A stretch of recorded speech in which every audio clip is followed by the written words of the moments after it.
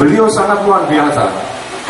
Kepada saya menyampaikan pada saat beberapa saat, ada beberapa waktu, Pak Tarman, nanti Pak Tarman akan menjadi Kapolda setelah Kapolda Metro.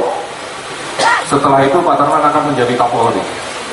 Alhamdulillah, apa yang disampaikan dan diucapkan beliau itu terlaksana betul.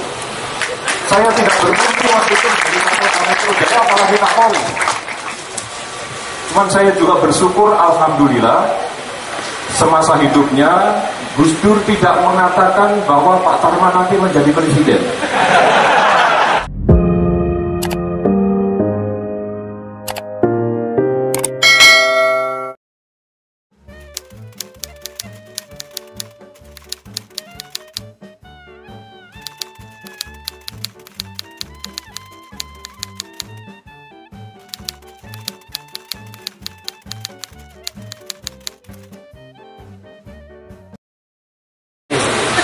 Marilah kita untuk memuji keagungan dan kebesaran Allah Subhanahu wa Ta'ala, Tuhan yang Maha Kuasa, dan bersyukur atas seluruh nikmat dan karunia yang diberikan kepada kita, minimal nikmat sehat sehingga kita dapat melaksanakan haul yang keempat almarhum Gus Dur yang dilaksanakan pada hari ini. Ini juga pendidikan beliau. Setiap pidato selalu mengatakan marilah kita memanjatkan puji dan syukur kehadirat Allah Subhanahu wa Ta'ala. Saya dikoreksi oleh almarhum waktu itu, Pak Tarman, itu puji sama syukur sudah bisa manjat sendiri, kenapa harus dipanjatkan? Oleh karenanya saya selalu menggunakan kata-kata memuji dan bersyukur kehadirat Allah Subhanahu wa Ta'ala. Ini pelajaran dari beliau. Karena saya muridnya, jadi yang saya bawa tadi juga pelajaran dari beliau. Ibu dan bapak sekalian, Gus Dur adalah seorang ulama, ahli agama, seorang kiai yang mendirikan partai politik yang akhirnya menjadi presiden dan akhirnya saya menjadi ajudannya. Sama Pak Wahyu. Sehingga saya mengenal beliau saat beliau menjadi presiden. Banyak pelajaran yang saya ambil dari beliau, tadi sudah disampaikan juga. Satu ayat yang saya sampaikan tadi, bahwa kiblat kita berbicara, kiblat kita memimpin keluarga, memimpin masyarakat, memimpin negara ini adalah junjungan kita Nabi besar Muhammad SAW. Oleh karenanya saya kira cara yang diterapkan oleh beliau itu adalah mencontoh bagaimana Nabi kita memimpin umat, memimpin keluarga, memimpin negara, dan memimpin kita semuanya. Sehingga kejujuran yang ditampilkan, keberanian yang ditampilkan, dan seluruh yang ditampilkan oleh beliau adalah mencontoh. Laqad kana lakum fi Rasulillah, sesungguhnya di dalam diri Rasulullah terdapat suri tauladan, dan itulah sebetulnya suri tauladan yang harus kita tauladani bersama, apapun profesi kita masing-masing. Kalau kita mentauladani dari aspek apapun yang kita lakukan, maka tidak mungkin akan terjadi persoalan-persoalan yang berkembang saat ini, yang menimbulkan berbagai persoalan bangsa yang kita hadapi bersama saat ini.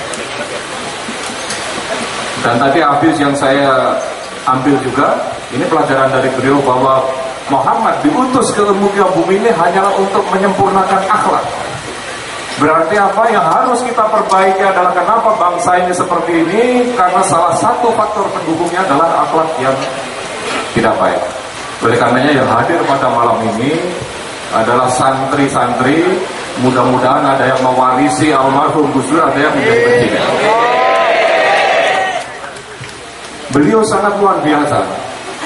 Kepada saya menyampaikan pada saat beberapa saat, ada beberapa waktu, Pak Tarman, nanti Pak Tarman akan menjadi Kapolda setelah Kapolda Metro. Setelah itu Pak Tarman akan menjadi Kapolri. Alhamdulillah, apa yang disampaikan dan diucapkan beliau itu terlaksana betul. Saya tidak bermimpi waktu itu menjadi Kapolda Metro, jadi apalagi Kapolri. Cuman saya juga bersyukur, alhamdulillah, semasa hidupnya Gus Dur tidak mengatakan bahwa Pak Tarman nanti menjadi presiden. Tidak mengatakan itu, Pak. Jadi saya hanya sampai Kapolri. Alhamdulillah. Kalau beliau mengatakan mungkin saya jadi presiden. Gitu. Karena ini banyak dari parpol, jadi saya akan bicara agama atau bicara polisi ini. Jadi alhamdulillah saya bersyukur kalau beliau bicara kata-katanya itu mandi, kata orang Jawa. Mandi itu apa yang diucapkan pasti terjadi. Ini luar biasa. Ini satu pelajaran yang banyak sekali pelajaran yang disampaikan oleh beliau kepada saya. Apalagi yang terkait dengan bagaimana memimpin bangsa ini. Dan saya menilai beliau adalah pemimpin reformasi Indonesia di saat Indonesia menuju ke era demokrasi, dan saat itu adalah transisi demokrasi. Kita belajar berdemokrasi, kita belajar melakukan unjuk rasa, kita belajar menyampaikan pendapat di depan umum, dan polisinya juga belajar untuk mengamankan bagaimana demokrasi ini berjalan secara lurus untuk menghadapi bangsa yang begitu besar ini. Luar biasa. Dan kita saat ini adalah pada masa konsolidasi demokrasi yang dicanangkan oleh beliau sebagai reformasi Indonesia pada saat itu, termasuk mereformasi seluruh tatanan kehidupan di dalam kenegaraan ini untuk menuju arah demokrasi yang benar. Karena kita meyakini bahwa demokrasi adalah sistem yang paling cocok dan paling pas untuk dijadikan membangun negara ini untuk menuju masyarakat Indonesia yang sejahtera. Apapun sistem yang kita gunakan, kalau masyarakat kita tidak sejahtera, maka rakyat kita pasti akan protes. Oleh karenanya, tujuan negara yang sudah dituangkan oleh pendahulu-pendahulu kita, founding father negara ini, yang pertama kita harus mampu melindungi segenap tumpah darah, dan kita harus mampu mencerdaskan kehidupan bangsa, kita harus mampu mensejahterakan dan turut serta perdamaian dunia adalah tujuan negara. Siapapun presidennya dan sistem apapun yang digunakan oleh negeri ini, maka kita harus mencapai satu tujuan negara yang sudah dicita-citakan dan dibuat oleh pendahulu kita sebagai pendiri bangsa ini. Itu ajaran khusus kepada saya. Ada satu semacam syair, ini berbahasa Arab yang disampaikan kepada saya. Pak Tarman, nanti suatu saat Pak Tarman akan menghadap sesuatu yang sulit. Tolong bacain. Bunyinya mungkin kalau salah mohon dikoreksi para kiai. La yatakalamuna ilaman adina lahu rohmanu baqala sawaba. Saya orang Jawa suruh ngomong Arab ya susah nanti ini. Saya nggak masalah berbicara dengan bahasa Arab, saya juga nggak masalah. Yang bermasalah itu yang dengerin saya ngomong bahasa Arab. Kira-kira artinya bahwa janganlah pernah mengatakan sesuatu kecuali atas izin Allah.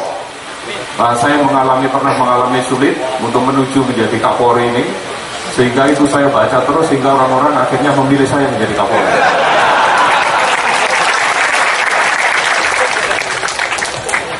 Ini anak buahnya Mas Wahyu. Ibu dan bapak sekalian, ada beberapa hal yang disampaikan oleh beliau, dan ini yang terakhir. Sebetulnya banyak sekali. Kalau saya jelaskan di sini mungkin sampai jam 4 besok pagi nggak selesai. Ada apa, Pak? Yang terakhir disampaikan oleh beliau, Pak Tarman, saya sudah turun dari kepresidenan. Mudah-mudahan ini adalah peristiwa yang terakhir bagi perjalanan hidup bangsa Indonesia ini. Artinya tidak ada lagi presiden nanti yang dipilih oleh rakyat ini berhenti di tengah jalan.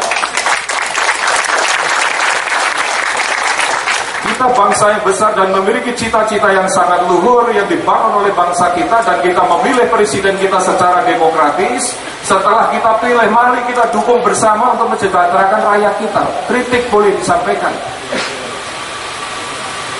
tetapi kita bangun. Tetapi kalau tidak mampu untuk membawa negara ini mencapai tujuan negara yang saya sampaikan tadi, tahun berikutnya jangan dipilih. Sederhana seperti itu. Itu aja kok repot, kata saya. Inilah kenapa bangsa ini tidak pernah maju, karena kita sudah memilih presiden. Dan itu merupakan pilihan rakyat. Kalau sudah dipilih, mari kita dukung bersama sampai dengan selesai. Ini tugasnya Kapolri sebenarnya, karena tugasnya Kapolri untuk mengamankan seperti itu. Karena apa? Kalau kita dalam era yang demokratis ini, kita sudah memilih presiden yang sangat demokratis, kemudian tiap hari dirusui, tiap hari kritik boleh untuk membangun, tetapi berikan jalan keluar. Bagaimana jalan keluar yang terbaik untuk membangun negeri yang memiliki 242 juta lebih kurang saat ini penduduknya, sehingga kita mampu untuk membawa bangsa ini ke arah bangsa yang sejahtera, bagaimana diamanatkan di dalam Undang-Undang Dasar kita. Itu pesan beliau, dan tentu saya sekarang mengawaki dan membawahi keputusan negara Republik Indonesia ini, sehingga kita harus mampu mengawal siapapun presidennya.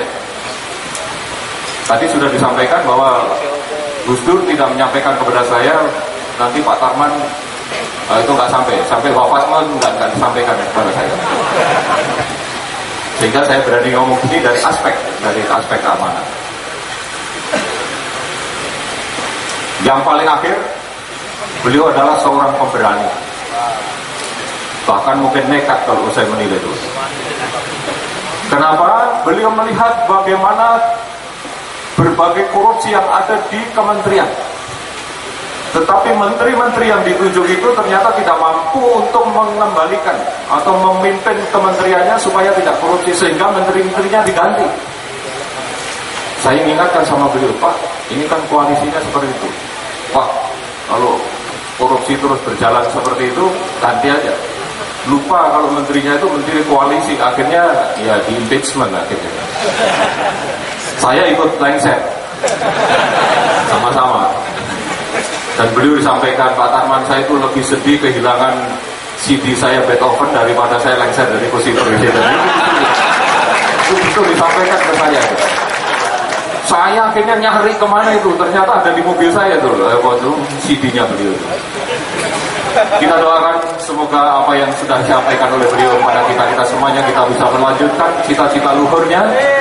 Semoga Allah Subhanahu wa Ta'ala selalu memberikan petunjuk dan bimbingannya kepada kita semuanya dalam pengabdian kita apapun profesi kita masing-masing. Billahi taufiq wal hidayah. Wassalamualaikum warahmatullahi wabarakatuh.